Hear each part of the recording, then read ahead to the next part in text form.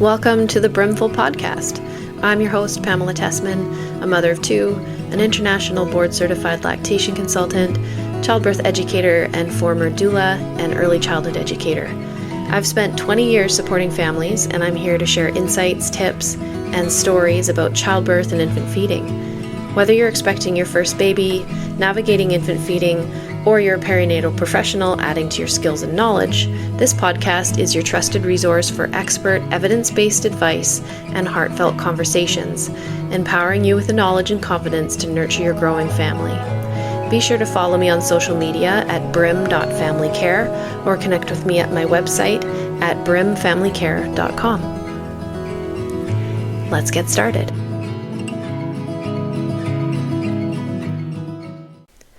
Welcome back to the Brimful podcast, formerly Sound Beginnings podcast. Today I'm joined by IBCLC Jacob Engelsman, who specializes in helping non-gestational parents who want to induce lactation, as well as queer, trans, and non-binary parents who need help with lactation. He also just published a book called Lactation for the Rest of Us. Welcome, Jacob. Thanks for joining me today. Thank you so much for having me. I actually ordered your book. Great. And then, so I was away this weekend, and when I came home yesterday, it was sitting on my doorstep. So I devoured it last night. I loved it. What first came to mind for me was that it doesn't read like a typical like Chat GPT populated book that a lot of people are just like putting out these days, right?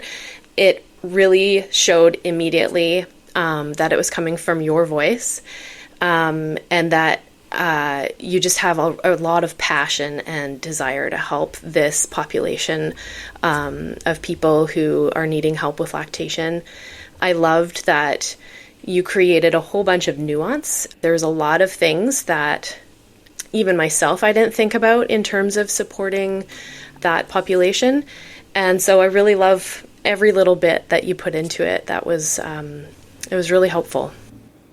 Thank you so much. Yeah, a ton of thought went into like how to organize the information to make sure everybody feels like represented, but also that the information is all in like relevant spaces. So I can't even remember how many different iterations I went through of how to divide up the chapters. Right. Oh, I bet.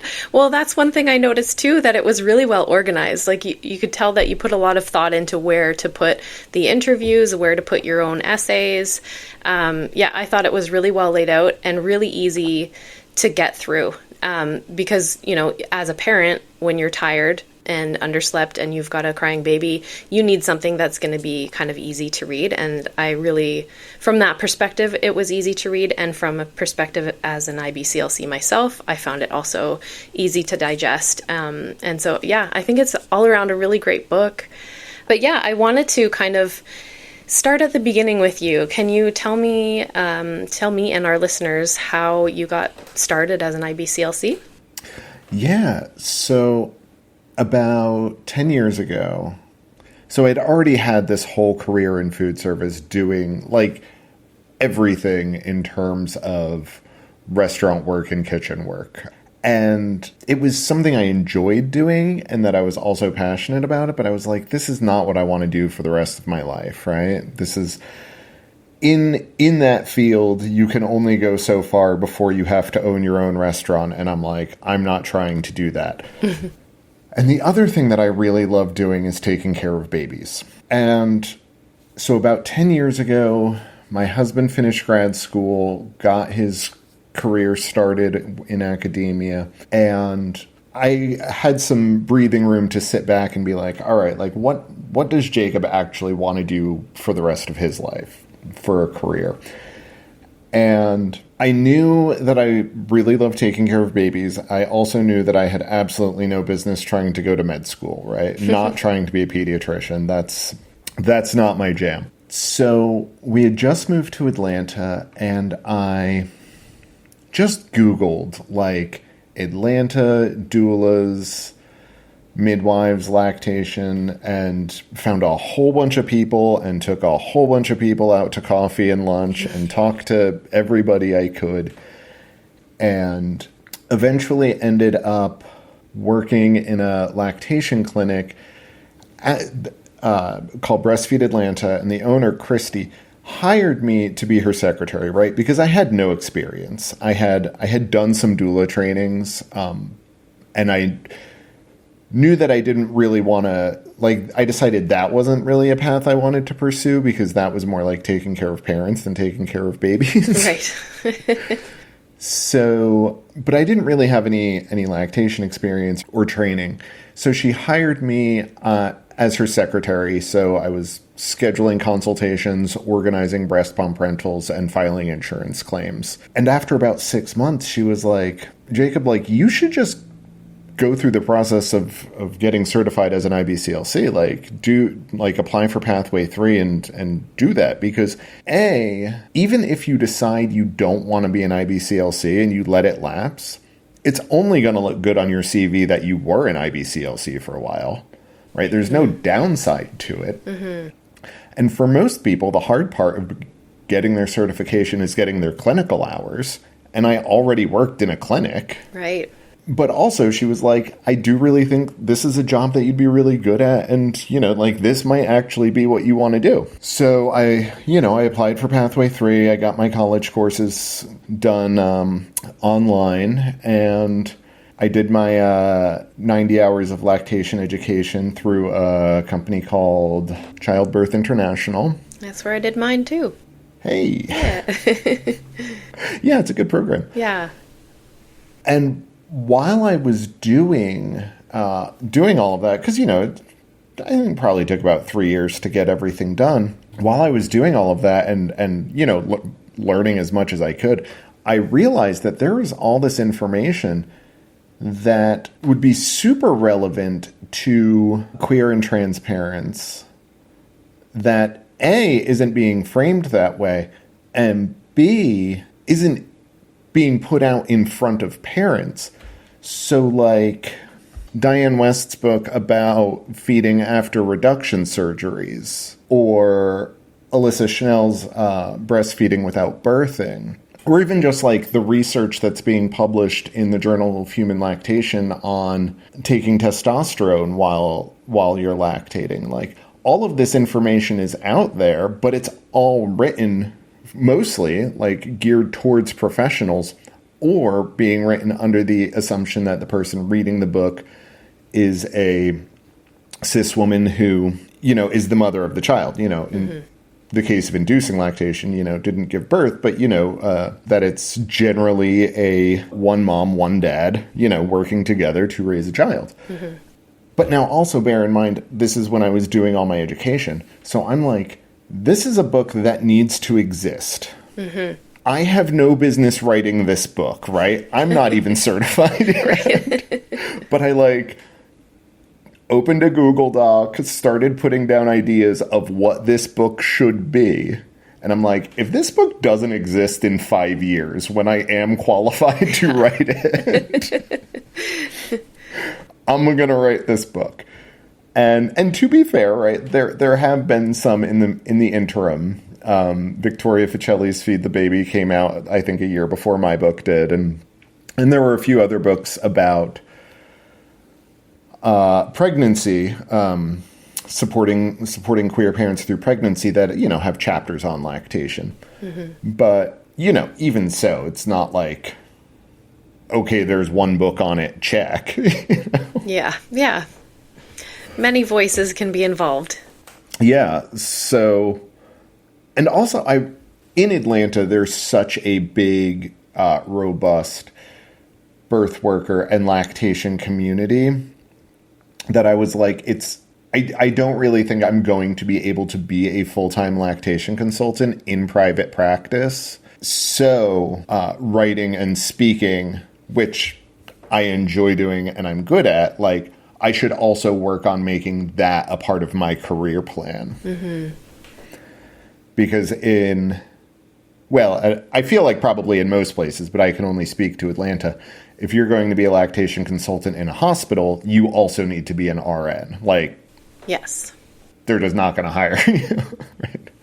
Yeah. So these days I'm doing a lot of speaking, I'm doing a lot of writing, and I work in private practice, almost exclusively telehealth, working with people who are either inducing lactation or want to be pregnant or thinking about being pregnant or trying to conceive, and have, a lot of questions about how lactation is going to affect them, and generally like trans, masc, or non-binary people who, have questions about testosterone and top surgery and all of the things that I write about. So That's great. And so most of your telehealth, is that coming from all over the United States, or? Oh, yeah.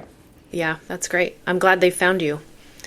Great resource. Well, that's the thing is I make it a point to be as Googleable as possible. Yeah. Great.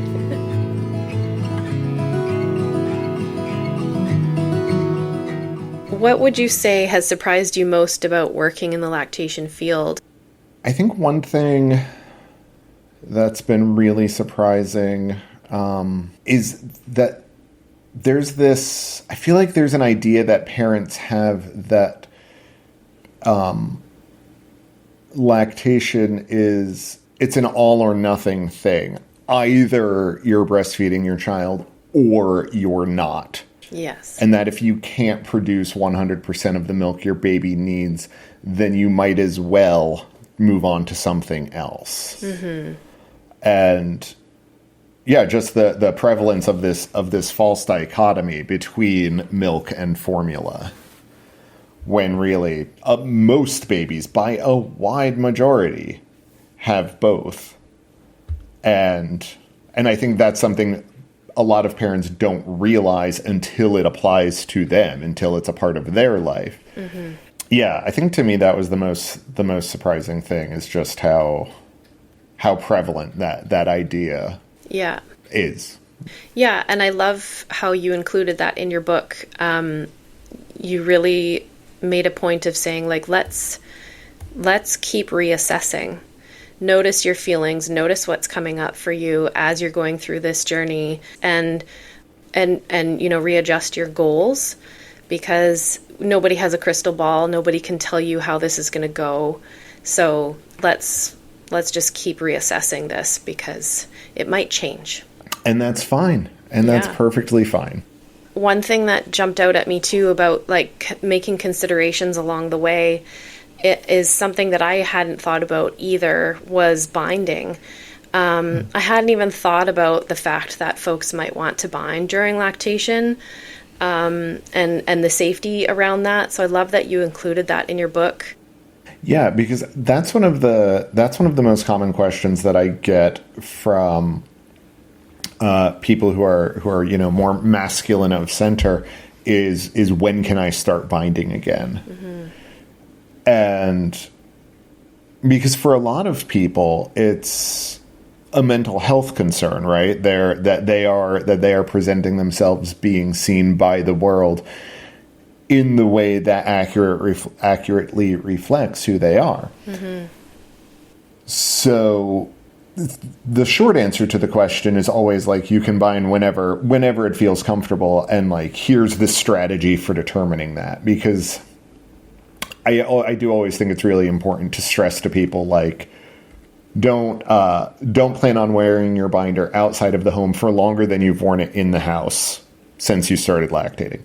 Because like, there are so many changes that, like, even through the course of the day regarding the amount of milk in your chest, that, if you put on your binder right after you pump, go out for a few hours, by the end of that few hours, your chest is going to feel very different, aside from the fact that you've been wearing a, pretty powerful compression top for a while. So, wear your binder for 3 hours at home before you plan on leaving the house with it on for 3 hours.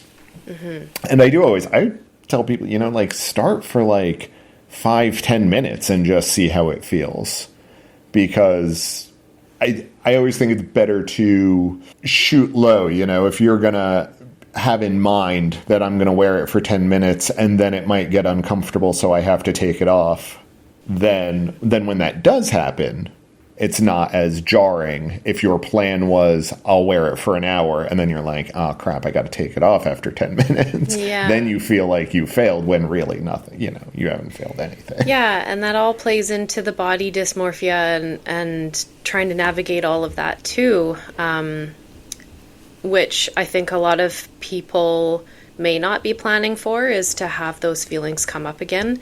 Once that lactation starts, your chest starts to swell, and there's going to be some feelings around that usually. Yeah. Well, and there are some trans guys who get super into it, right? And I am providing for my baby, like I am. Right.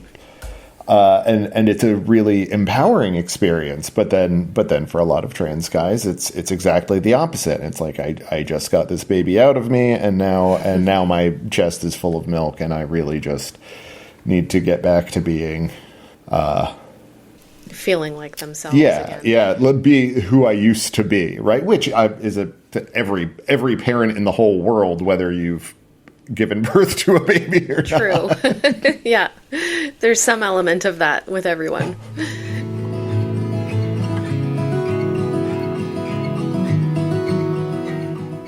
You've spoken about making lactation more inclusive. I understand that you've done speaking events and traveled to do that. And so what does inclusivity look like in practice beyond just language? So in terms of what you can do for your lactation clinic to create a more inclusive environment. Mm-hmm. So there's always a few little simple things that I feel like a lot of lactation professionals are doing anyway. So things like a lot of lactation clinics have pictures of families and people with babies. And, we'll have families of different races or different religions, and have a trans guy up there as well, mm-hmm. Just the kind of stuff where you're trying to be inclusive for other groups anyway. You can just do that same stuff, but for gender diverse families. Yeah, it doesn't have to be complicated, right? Right. There's a lot of overthinking, I think, sometimes. Yeah. I don't know how many times I have had people ask me, and being legitimately trying to figure this out, ask me what the gender neutral term for parents is. And I'm just you're that's, you got it. Yeah. And it's, you're overthinking it. Yeah. Well, and I think a lot of that comes from the fear of making a mistake. And absolutely. Allies will make mistakes. Yeah, if you are planning on or know that you are going to be having for example, a non-binary person who uses they them pronouns, right? Somebody has called you, they are coming to your clinic, and you are nervous that you are going to misgender them, that you are going to get that wrong. Practice at home, talking to yourself in a mirror.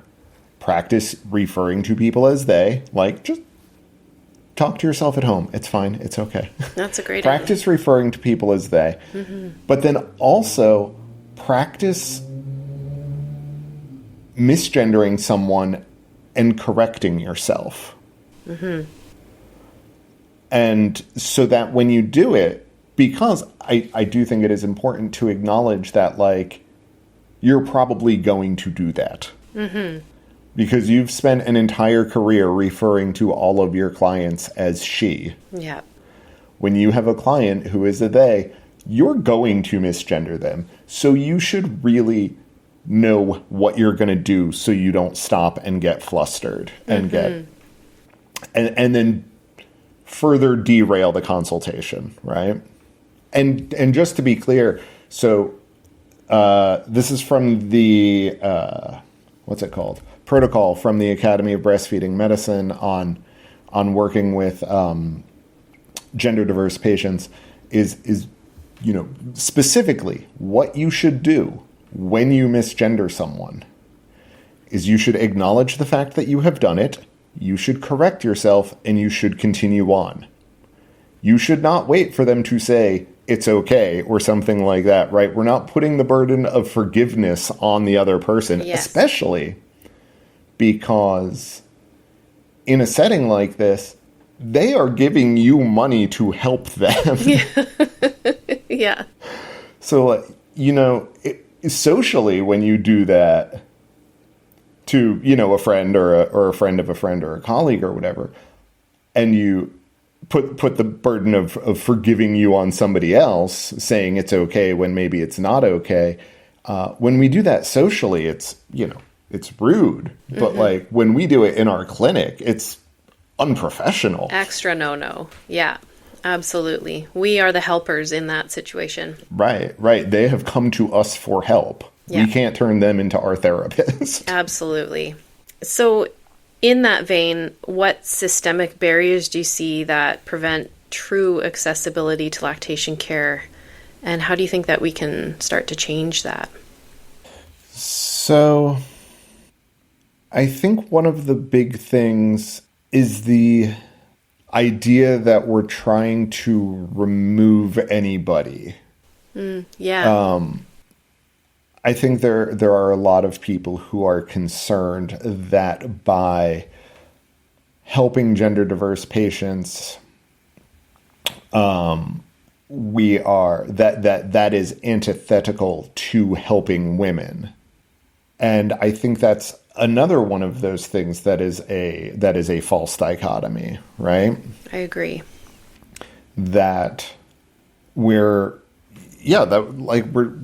just helping more people, Yeah. Nobody's saying that women don't need support, right? That's never been part of the conversation, not part of this conversation. Mm-hmm. So it's more like and it's broadening the circle, right? Like, yeah. It's just including more people in our circle. Right. I think there is a worry that inclusivity of one group necessitates exclusivity of another group. Mm-hmm.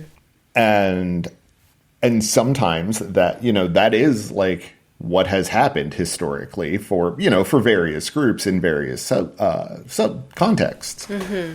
But on the subject of lactation support, I don't think that there's any reason not to give the inclusive providers the benefit of doubt, right? Yeah.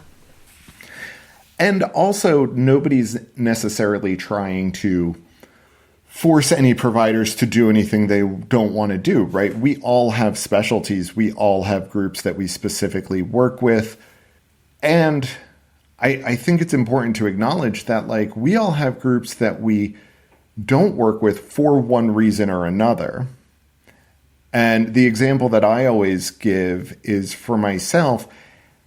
If somebody called me because they had a baby who needed support and the baby had some sort of facial difference, that is well outside of my skill set. Like, I would immediately refer them to, well, probably Christy Corsi, who was my mentor, because that's what she's really, like, she has a lot of experience with that. And that doesn't mean that I don't think babies with facial differences are unworthy of help. It just means that I know that I'm not the right person to help them. Right. And so if you know that you're not the right person to be helping a trans guy, like, just know who you're going to refer them to. Mm-hmm. Yes. Broaden your resources so that you can support them in that way. And if you are the IBCLC who's really supportive but doesn't have that skill set yet, when you do refer out, like, ask if you can help them, shadow them, right? So that you can learn that because that's how, a lot of IBCLC education comes from, right? Yeah. But just because you're certified doesn't mean that you can't benefit from having another mentor. Absolutely. And you know, personally, I felt like I had an understanding of how inducing lactation works for queer families. And after reading your book, I was like, oh, there's still some things I need to learn, actually. So, yeah. Well, because the Newman-Goldfarb protocol is assuming that you're a cis woman. Mm-hmm. And this goes back to what we were talking about earlier, how this, you know, a lot of this applies to all families, right? A lot of cis women take hormone treatments. Yeah. And so anybody who's taking hormone treatments but wants to induce lactation is going to need to make adjustments for that. Mm-hmm. Right. You mentioned the Trans Feminine Science Calculator for hormones. And that is a new resource for me. I hadn't heard of that. Can you talk a little bit about that? So, I have not used that. Brenna Hayden brought that up in their interview. Right. And that was the first I had heard of it as well. And of course, this was a couple of years ago now that I did that interview. So I've not used it with patients, but it is it's a really interesting tool for people who are having their labs done on their hormone levels to make sure that they are, you know, taking the appropriate amounts. Because a lot of people who do need the hormone treatments, you know, can't necessarily afford an endocrinologist. So we're just having our labs done out of pocket because there are companies that just do, you know, you can just have your own blood work done. Mm-hmm. But then you're having to sort of figure it out on your own. Like, what do these results mean and how do I go about inducing lactation? So I guess that tool ideally is there to help you understand where you need to be in terms of your levels of hormones and what you need to be taking or not taking.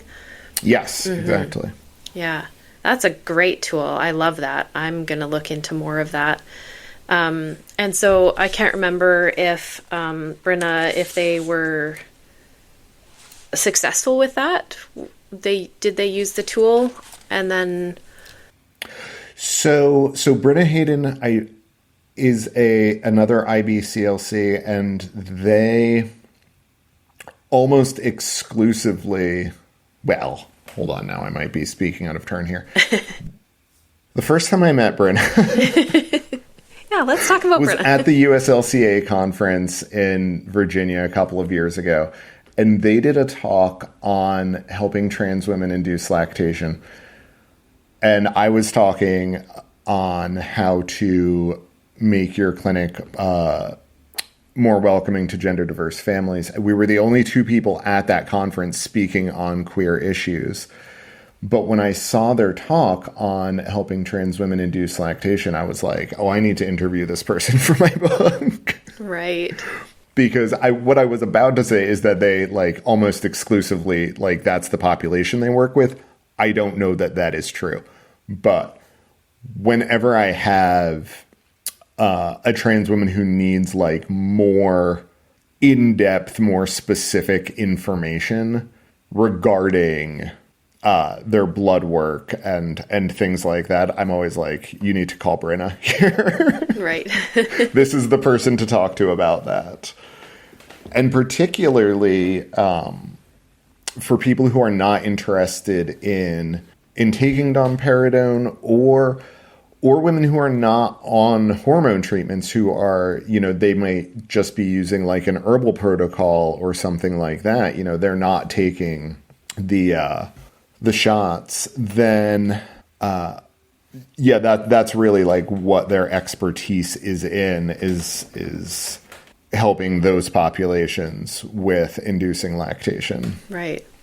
I just wanted to mention that for those who are listening who may not know what domperidone is. That is a medication that you can use to help increase your milk supply, and it's often used for inducing lactation and for those who are possibly dealing with low supply as well. So there's also herbal galactagogues that you can use, which Jacob actually lists a bunch of them in his book, and they are fabulous.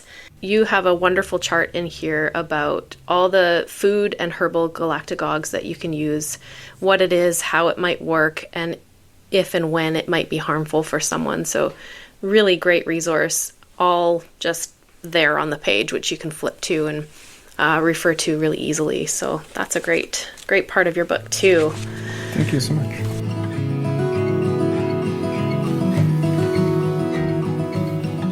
Do you find that there is still polarization in this conversation? I have not gotten pushback as I expected when the book came out. I kind of thought that I would be getting angry DMs on my Instagram or emails from people, but it's really mostly been supportive. And I do sometimes when I am doing talks for lactation organizations will hire me to do a talk about supporting gender diverse families. And sometimes in those groups, I will get people who, on the one hand, want me to really explain in detail why this work is important, but then don't actually want to listen to the answers that I'm giving. Right. And I maintain a very strict policy that I will pretend that every question I am being asked is being asked in good faith, right? Even if I am 99% sure that it's not, I will behave as though it is. I love that. And I will answer that question as though it is, especially if there are other people, if it's a class and there are other people, because then, somebody else is getting the information. But even through Instagram or email or whatever, when somebody asks me a question, I am behaving as though they legitimately want an answer to that question. And I feel like that I don't know that it's necessarily turned any hearts, but I feel like there's no downside to it. Absolutely. Yeah. Sort of buffering the vibe a little bit. Yeah. Well, and part of it is also sometimes people do have a question and they don't necessarily know the, preferred way to ask the question, right? They don't know the preferred terminology and things like that. So I don't want those people to be shy about asking questions, and that's why in situations like this, I announce to the world that, if you have a question and you are unsure about how to ask it, ask me anyway, and I will assume it's being asked in good faith and give you an answer. Yeah, that's great. Yeah. Yeah, because we want people to feel like they can access information. Yeah, and I'm not going to give a lecture about grammar, which sometimes us lefties can get hung up on the wrong things. I'll be the first to admit that. That's true. And I don't want to be that guy. Yeah, there's a lot of things that are constantly changing in lactation right now anyways, just because it's being researched more compared to, the earlier generations of when there was a lot of bottle feeding and formula pushing, and now that's all starting to change back into lactation and chest feeding. And so there's a lot of myth busting that I feel like us lactation consultants are doing on a daily basis. And so if we're not welcoming these questions and we're getting offended every time, then how is anybody going to learn? How is anything going to change in this aspect? Mm-hmm. So I think that's a great strategy.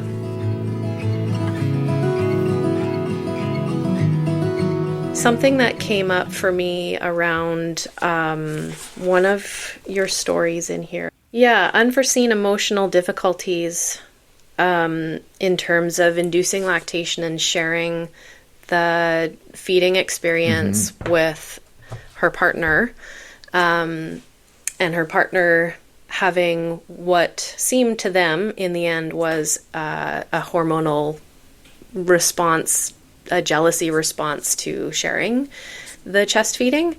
And I thought, oh, well, this is another great reason to sort of have a lot of conversation with your partner before inducing lactation.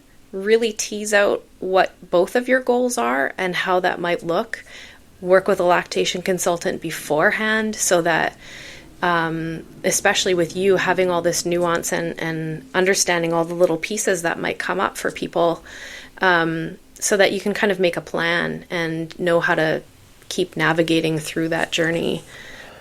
Yeah, so one of the interesting things about that story, just for your listeners, so Rebecca induced lactation. Her partner was pregnant. Rebecca induced lactation. Everybody's fully on board the whole time. Feels great about it. Super into it. And then, like, the first time Rebecca latched their baby, the partner who gave birth was just... They said it was like a switch flipped, and they were like, "That's my baby," and got super jealous about it.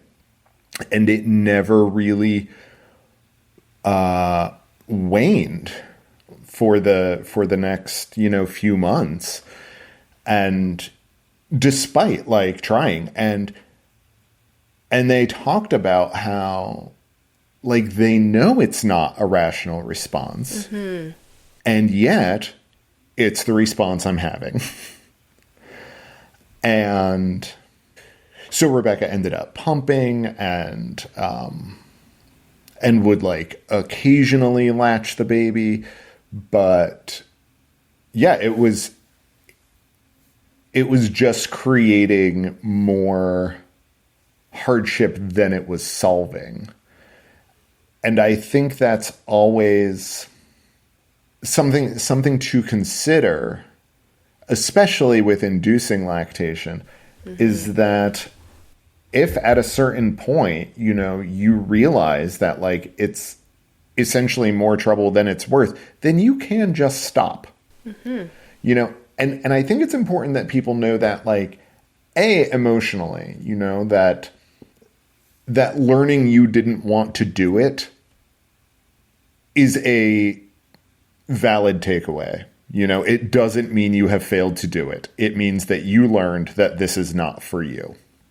But also, I've had parents talk to me concerned that if they induce lactation and then stopped, that would hinder their ability to lactate in the future. And it had never even occurred to me that people might think that. And then I was like, oh, like that's a concern people have. Wow, like, no, that's not, don't worry about that. That's, yeah. And until, I don't know, a few months ago, somebody brought it up to me and I was like, oh, people think that. And when you're not a lactation professional, like, I can see why you would think that. Yeah. It had just never even occurred to me. Right. Yeah, I never thought of that either. Interesting. Yeah. So many things to think about for these families. Well, because we don't know what we don't know, right? So, like, and especially in terms of lactation, I've learned that so many people have no idea what a lactation professional is until they need one, Yeah, it's true. Yeah. And I think there's also a lack of information on how we can help. They don't know how we can help because they don't know what they need necessarily sometimes. So yeah, tricky. Yeah, people don't know what the options are because it's never been relevant to your life before. Yes.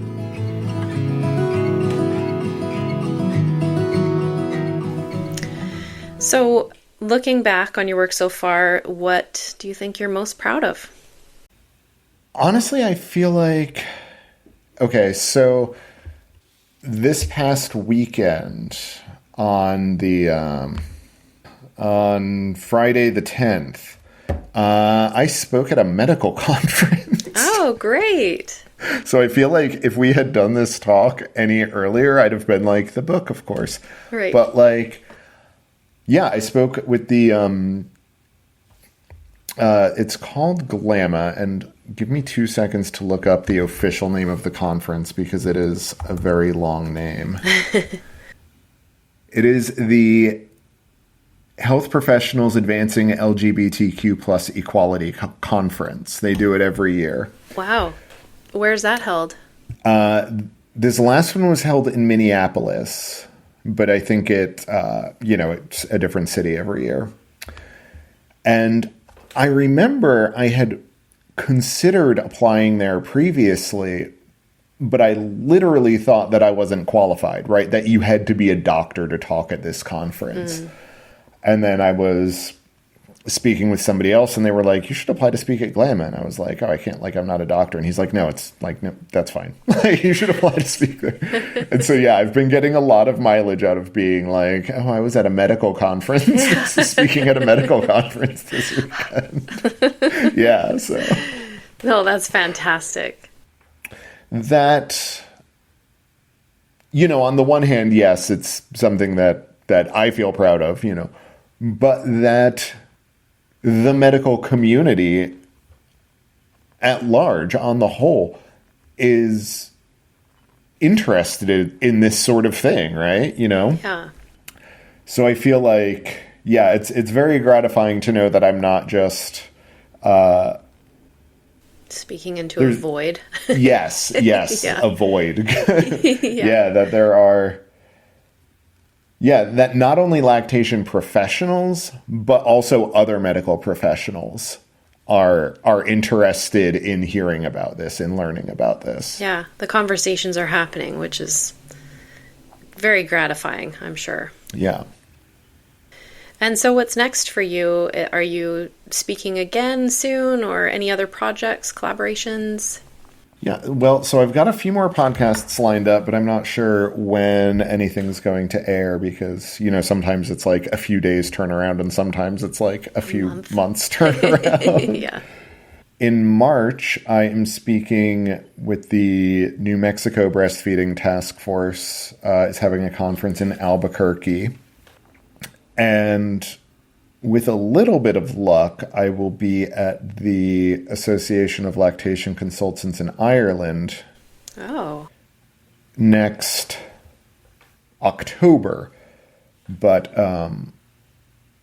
whether that's going to be in person or virtual is TBD. Right.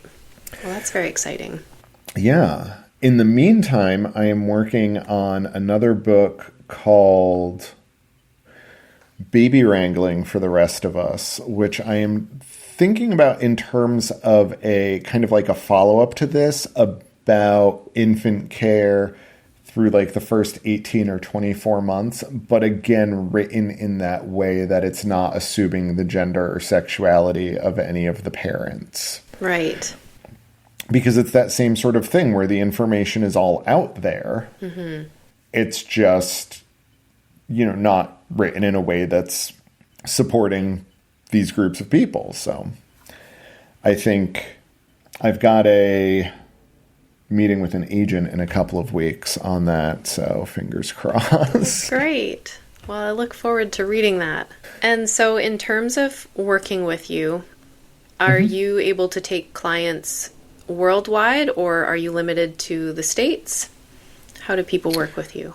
So no, I'm happy to take clients from anywhere. I've definitely had clients from Canada, although I feel like in general, people don't like to go too many time zones out for when they have lactation consultations. Yeah, true.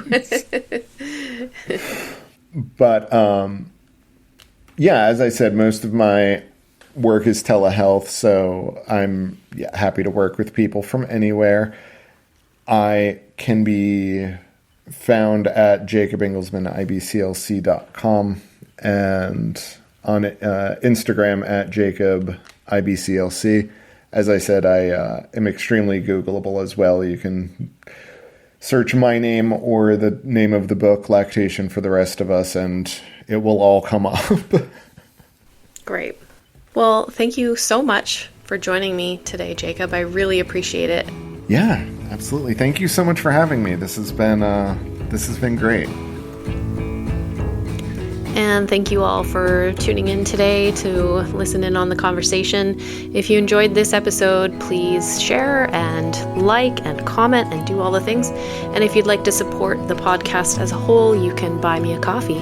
That link will be in the show notes, and I'll see you next time.